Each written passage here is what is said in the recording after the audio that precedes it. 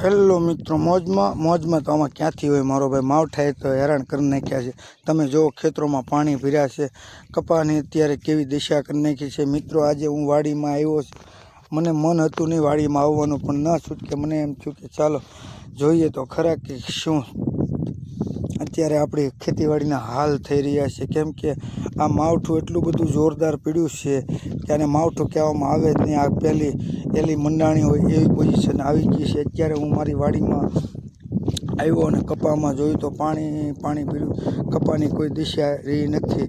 અને મેં નજીક આવીને જોયું તો જે ડાબકા હતા, ડાબકાની અંદર જોયું તો જીવ આખો કકળી ઉઠ્યો છે કે હવે કરવું તો શું કરવું। તમે જુઓ કે બધાય કપાસિયા ઉગી ગયા છે ને જોરદાર। તમે અત્યારે શું કરી શકો, તમારી નજર સામે તમે જોઈ શકો છો ખેડૂત ભાઈઓ કે કપાની અત્યારે શું દિશા થઈ છે।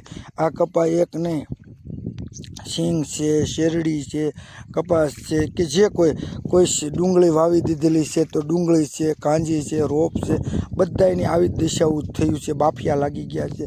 તો ખરેખર આમ ગણો તો આ વર્ષે અને આ સિઝન માવઠાના કારણે સરકારશ્રીને વિનંતી કરવામાં આવે કે ધિરાણ માફ થાય અને સરકારશ્રીને એ પણ કહેવામાં આવે કે સારું એવું વળતર સરકાર જો ખેડૂતને આપે તો ખેડૂત ઊભો થઈ શકે એમ છે। નહીંતર તો 100% અત્યારે ખેડૂત હેરાન થઈ ગયો છે, પાક બધું એનો નાશ થઈ ગયો છે।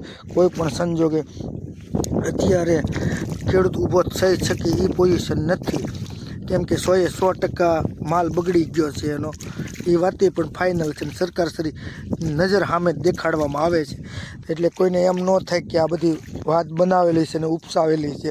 ખરેખર સરકારશ્રીને નમ્ર વિનંતી